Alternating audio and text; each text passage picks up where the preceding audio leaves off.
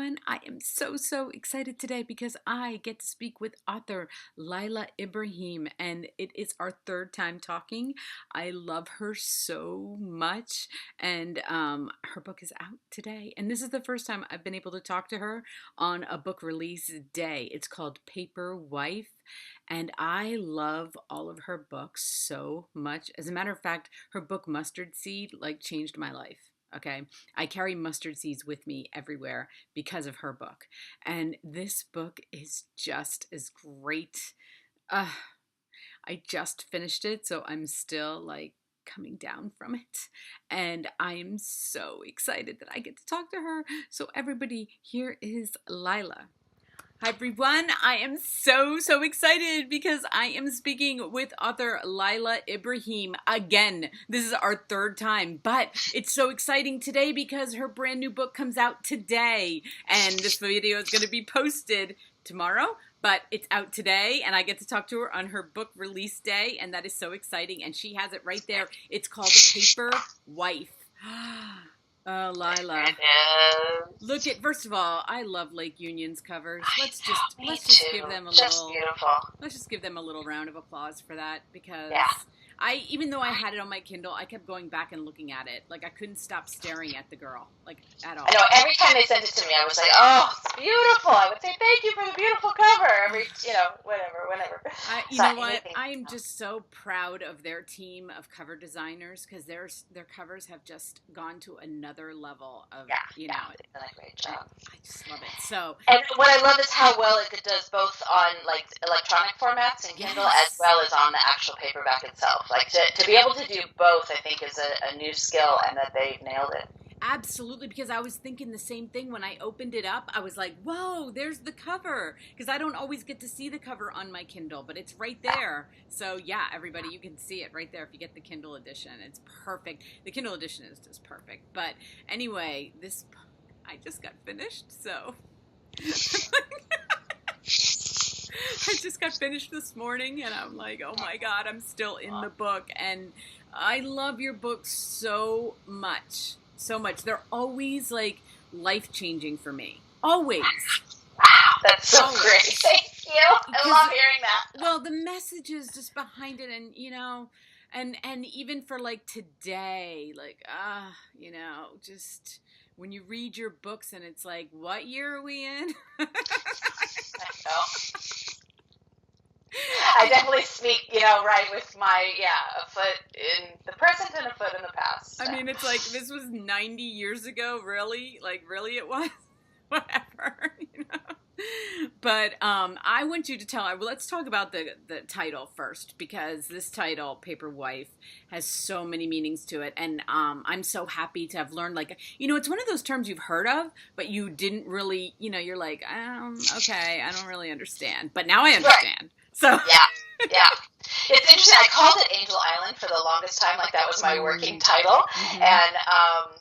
And my editors were like, yeah, that's a great name, Angel Island. And then one said, it sounds a little like a horror film. And I'm like, oh, right, Angel Island sounds like a horror film. And then I can't remember who it was who said, how about the Paper Wife? And I said, how about Paper Wife? And they were like, sure, because that goes better with Yellow Crocus and Mustard Seed. I was thinking the same thing, because I wrote down all your titles in a row. And I was like, ooh, I love how she's doing the 2-word titles. Yes, yeah. Without the da. I like that. And that hopefully mean more than one thing or have symbolism in it. So, and just that whole concept of paper wives and paper sons and paper daughters, and just how powerful that is, and how, just the lengths that people go to emigrate and have a better life for themselves, and then the roadblocks that are put in their way, and how there are people who help you get around those, but that comes at a price, right? You pay to get around those laws and get around those restrictions, and that everybody's kind of doing their part to, I don't know, just make it happen. So it was just an amazing concept, and in her particular story, her actual immigration. For her, it's just complicated, right? Right, it is. It's really complicated, but I think that what's interesting about it is that I was just reading on Yahoo. I was just on Yahoo a couple minutes ago, and then I'm going to Mexico this month. Okay. Nice. Where are Yeah. you going? Cabo. Nice. Yeah, but okay, we have troops today sent to Mexico along the Mexican border to keep all the immigrants out. And Siley's out. Yeah. and it's like wow, I just read the book about, like Right, and like the decimation that's happened to the Hondurans, and like they're leaving their home not because, oh, I just want to have a party in the United States. It's like, no, I'm fighting for my survival and my children's survival, and the policies and systems that have been put in place that make their home a bad place to live are the yes. same kinds of policies and systems and economic factors that made Mei Ling's family's life, kind of fall apart. I'm so happy you said her name because that's what I heard. Mei Ling. Mei Ling? Yeah. That's what I heard. But I wanted to ask you, I didn't look it up because I was like, why? I'm going to talk to you anyway. What was going on in China in the 1920s? So basically what had happened is that China had kind of an open policy in the late 1800s, and that policy was allowing Western countries to kind of come in and take over certain cities. So like England took over Hong Kong, and France took over Shanghai, and they had special taxes and they had special things so that they could do business there. So they were kind of like city-states of these foreign governments, and they were really both changing the culture of China and extracting wealth from China. Okay. Which is similar to what happens now in different places, right? They're more corporate, and it was all for corporations, right? Okay. For corporations to go in and earn a profit and send that wealth back to whatever country they were in. And so the Qing dynasty fell, and then the people that came in said, actually, we don't want this number of foreigners becoming part of basically the ruling class of China, and we're going to move, we're going to no longer allow those practices to happen in the same way. So it destabilized all these areas. And on top of it, there was a famine. And that often is the case, right, where there's a bad famine and then people can't grow food anymore, and then there's a lot of social migration. Okay. Because, for her family, it was like they were in a situation where they had to move on, like they had to get rid of their daughters, like they had to marry them off, basically, Yeah. And so I was thinking, okay, so there's a famine. I just didn't exactly know in history because my Chinese history is just not, not up. But what's interesting at that time period, so what's happening in China, so then they're trying to move to the United States to get out of, but then what's happening in the United States is we're trying to prevent that from happening. And so it comes to, we get to Angel Island, where she has to take on a new identity, become a new person, and pass tests. Yeah. I know, and it's crazy to think about those tests and how they were created. And I mean, I went and I saw examples of these tests that were based on your, grandfather. And I thought, God, if somebody asked me about where my grandfather lived, I wouldn't be able to answer that question. And so they just kind of, wrote down the answers that were given so long ago, but it's not like it was relevant in that moment anymore. It's an interesting time of history, too, because there weren't things like passports yet. And, we take for granted that there are passports, but nations in some ways weren't even actually nations, the way we think of a nation or a citizen. It was very unclear who was a United States citizen at that point. And I mention in the book about Wong Ark Kim, who is a man who was born in the United States. His family was of Chinese descent, and he went back and forth to China all the time. It was a tradition where you would work in the United States and then have your family back in China, because the assumption was once you'd earned enough wealth, you would go back there and just stay, and that then the United States wouldn't treat him as a U.S. citizen, even though he'd been born in the United States, or immigration wouldn't. And it was really just someone like him taking it to the Supreme Court, for the Supreme Court to say, no, even if you're of Chinese descent, if you're born in the United States, you're a U.S. citizen. And before that, people didn't really know which just seems remarkable to me. But of course, they Right. didn't know. Right. I know my grandfather's family came from England, Uh huh. and so we are only two generations from that side of the family from England, and Yeah. you know, they were not they struggled. Like, I don't know what it was like for them in England that made them want to move here, but it was in the 1920s, 1930s, right around Yeah. the Yeah. depression for the United States. So, it was just a bad time, Right. it was really unstable time, you know. Yeah, in the whole world. And Right. we're actually in one of those times right now that's a pretty unstable time, and that Right. people are very affected by economic policies that they don't have control over. Yeah.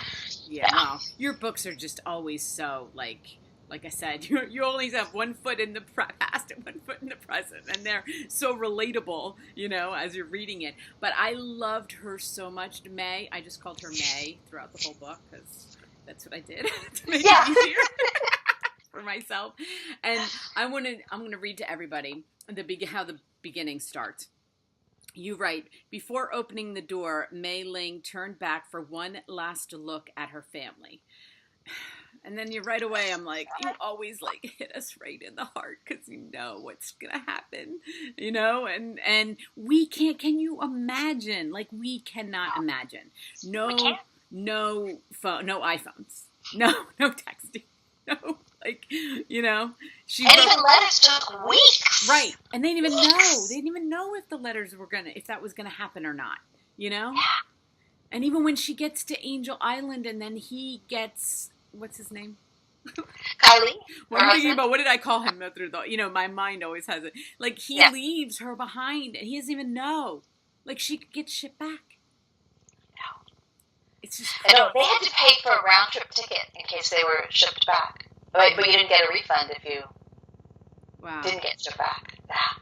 Okay, and then my favorite lines are always the last sentence of the first chapter. For some reason, it just is, because I go back and I read the first chapter again. Always. Nice. Okay, so Mei Ling would need to keep her fire contained if she wanted a harmonious marriage, because she was a dragon, and and I love horoscopes. Okay, and the Chinese horoscopes are even more fascinating, I think. They are. Yes, they really are. Yeah.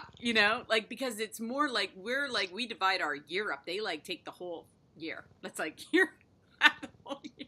Everybody born that year, you're just that, and it's kind of easier, isn't it? I guess it's kind of easier, but I think it's interesting. What was interesting as I was doing the research and stuff is that what it made me realize is you kind of know how old someone is by what year they are. Yeah. And so that was kind of a way to mark generations and understand how old someone was without asking them how old they were. Yeah, exactly. And it's kind of like, you're like graduating class, you're all the same sign, you're all which kind of makes sense, because I don't know. I just always find it fascinating the way and then it's like, he didn't want a because the dragon wife was like, that's like being like, I don't want an Aries. Okay. I can't deal with it. Right. Right. Women are not supposed to be dragons, right? Women are not supposed to be dragons, and she knew that she was going to have to contain that. But then, thank goodness, she really doesn't, and and it's what he needed, and he didn't know. Right. Yeah, and you don't want to give away too much, and then he isn't who she thinks he is either. So they're both kind of for me, understandable reasons are needing to keep some things back from each other and try to figure out how much they trust each other. The other thing that just completely blew me away in this one was the idea that you would marry someone that you've never met, that you're just trusting this matchmaker. And I remember reading the Dorlight Club years ago and just being like, wow, that you end up with what you end up with, and you don't know, and what a gamble. Yeah, and you know what I have to say, because I've been divorced twice, so I feel like I have some sort of, background to say this. But my second husband, we were best friends. I knew him forever. Yeah. Okay, yeah. So you think in your mind, well, that means, I knew everything about him. We were best friends, okay? Yeah. And, I came into the marriage with children and that he loved, and it was like, oh my gosh, how could this be any more perfect, right? I'm so smart now. I know how to do this. I know how to pick someone. I know. Marriage is not easy. It's not. And you really don't know what someone will be like until you're in the midst of it with them. It doesn't, because you change, they change, years change, kids change, everything changes. And so, in a weird way, it's like some of those arranged marriages, as crazy as that sounds, like almost like the same. I don't know what the statistics are, but it's just as much of a risk in a weird way. Yeah, no, it's true. I think the statistics are pretty similar, actually, for arranged marriages as non-arranged marriages, which is kind of crazy, but makes you realize how you just don't know. Yeah. And you know what? I thought that I knew who my children should marry. Actually, I had high opinions. Okay? And I'm trying to keep my mouth shut about that. I'm like, okay, biggest decision of your life, and I don't know. I can't tell you.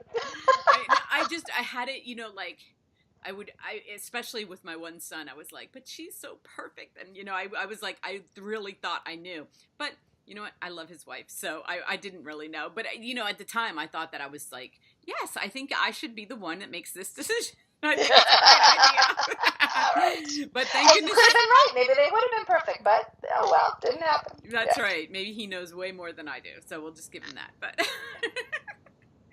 But I love the growth of her. And oh gosh, there were so many quotable lines. Your books have so many quotable lines. And I was looking, okay, because I wrote down your books and when you've had just about like Yellow Crocus 2014, and then Living Right 16, and then Mustard Seed 17, and now this 18. So you're speeding things up. Well, they're slowing back down again, which I'm glad for. So my next one is going to come out March of 2020. So I will have a year and a half between those books. And then the one after that is also going to be a year and a half. So I'm glad for that. Okay, so you already know. Do you know what you're writing next? I do, yeah. I'm working on it. I was just doing some research. And it's going back to Maddie and Lisbeth's families. And in 1894 and 1895. Between Oakland and Chicago. So I rode a train out to Chicago just 2 weeks ago, just to see what it would be like. And what I love about your books, Laila, is like while I'm reading it, I'm giving you like a standing ovation. Like I talk to you while I read it. I'm like, oh my gosh, Laila, that was the best line ever. And then like the next chapter, I'll be like, oh, that was so good. You are so, like, oh my gosh, Laila, the research what kind of, I act like you're standing right in front of me. Like, I love hearing that. That is so awesome. Because I'm kind of that, I'm thinking of you as I write it, right? So many yous. I'm like, wow. Okay, it feels like traveling across time and space. Like I'm writing these words and then you read them in a different time and space. It's magic. Yeah, but just your research is so impeccable. Like I think about like how much work it would take to get some of these little details down, and yet without them, we don't feel like we're there. And with historical fiction, you need to feel like you're right there. And your details, I mean, the minutest, I'd be like, oh my gosh, how did she know? But then I'm like, but that little sentence is like, it takes you right there, and you're learning. And I learned so much about that time period, and and your characters are just, Okay, I'm gonna tell you something. Okay, so I interviewed Eric Bork yesterday, right? I don't know if you know who he is, but he was the screenwriter for Band of Brothers. Oh, great. And he had this like really wild, lucky tale. Like he was an intern for Tom Hanks, and all of a sudden Tom Hanks is like, hey, can you write some of the, help me with Band of Brothers? And like, it was a weird story. It's a crazy story, and he's awesome. Yeah. But he just wrote a book, and I wanted to interview him about it because his was called like The Idea, and he has 7 things that you have to hit. And so I went back because I was like, I want to see if this book hits them all. So I'm going to tell you his 7 things because you hit every single one of them. Okay. Oh, great! I'm gonna write. Great. You can listen back and you can take notes. But he's saying, so for your main character, right?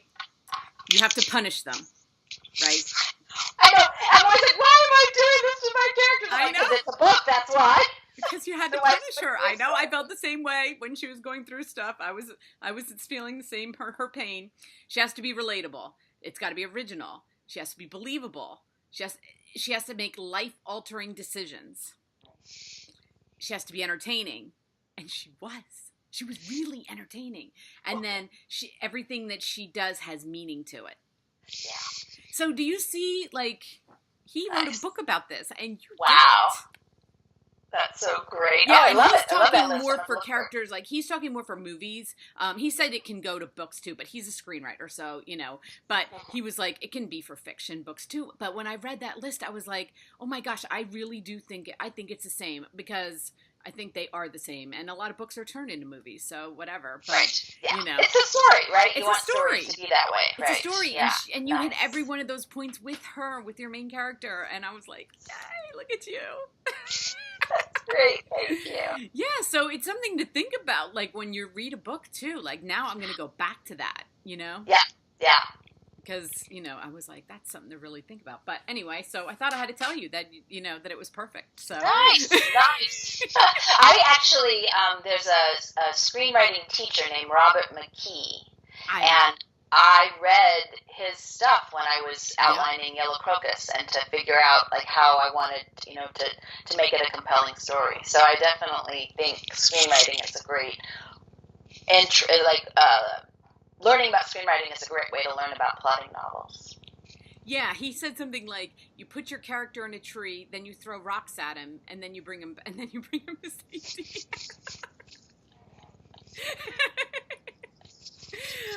So great. Which the hard part is throwing the rocks at them, right? I mean, Exactly. Oh, the in Yellow Crocus, that whipping scene. Like uh, I, I literally was crying after I wrote that scene. Like I just went and found uh, some friends and was just crying, and I was like, I cannot believe that just happened to Maddie, but it had to happen to her, right? Like it yes, just, yeah. yes. And you know what? I still carry mustard seeds, so So I do. great. I do. I do. I can't stop. It's like because it's so awesome, and that's what I mean. Your books are so like life changing, and I love this one so much. I am so happy that I found it, and that because I was like, oh my gosh, I almost missed it. I almost missed it. I would have found you Crazy. eventually, Yeah. but show everybody the cover because Laila is giving away a copy of this on my Instagram tonight, and uh, uh I have to move on. I got to read another book tomorrow, so I'm just going to sit in today. I'm going to sit Okay. in this book today because it's just so beautiful. She's so beautiful. Yeah, isn't she great? And it's Oh, interesting because when they first did the cover, she had like a smile, and we were like, no, it can't be quite that smiley. She looks too modern, and she had eyeliner, and I was like, no, can't have the eyeliner. And I think they just did such a great job with it. oh, that The is muted so. colors and everything. Yeah, your Yeah, covers it's just so and yeah, now I feel like they so have like you can tell they're your books, like right. those They have a colors and particular feel to them. everything really Yeah, like carry through and they yeah. really have you. It's like I like that when an author's books all kind of. So I'll tell you two Easter eggs I hid in here. Did you notice that Mei Ling saw a yellow crocus in her backyard? Yes. Yes. And Yes. then when she's on the train in Oakland, she sees this like well-dressed black man who her son drops his little rabbit, and this man picks it up and hands it to her, and that's going to be one of Maddie's descendants. Just a little teeny bit in there. Yeah, I did. Oh, and Kylie works at the Johnson produce store, Uh-huh. and that's Lisbeth Johnson's family. Oh my gosh. Remember? So Matthew's brother moves out to Yes. Oakland to Yes. start a farm, That and then they end up with a produce stand, and that's where Kylie works. So, yeah, it was really fun to put those little connections together. Oh my gosh, that's awesome. And I did notice the yellow crocus. I smiled. I was like, oh, that was cute. That was Yeah. cute. I like that. All we needed was a little mustard seed somewhere. Exactly. That's okay. You've got more books than you. So I can't wait to talk to you again. I cannot wait. And thank you so much. And reading, I feel so blessed to have read your books. Seriously. I don't know what I would have done without them. I mean, I tell everybody about them. So I really appreciate it. I appreciate your support. I love talking to you. yes. It's a wonderful way for me to celebrate the debut Yeah, of the your book. book day. Yay. So you have an amazing day and we will talk soon, okay? Great. Okay. Bye-bye, Bye. Laila. Laila and I always have fun talking. I love her so words cannot express how much I love her, okay? Her books are so good. You're not going to want to just read this book. You're going to want to go back and read Yellow Crocus and Mustard Seed because they are life-changing and living right. And that's more of a nonfiction book, but it's so good. She is amazing. Her research is amazing. Okay. So, like I said, you can win a copy of her book. And go over to my Instagram, and I'll be giving away a copy tonight. Thank you for watching, everyone. And if you had as much fun as we had, please hit like. And if you want to watch my videos every day, please subscribe. Have a great day, everyone.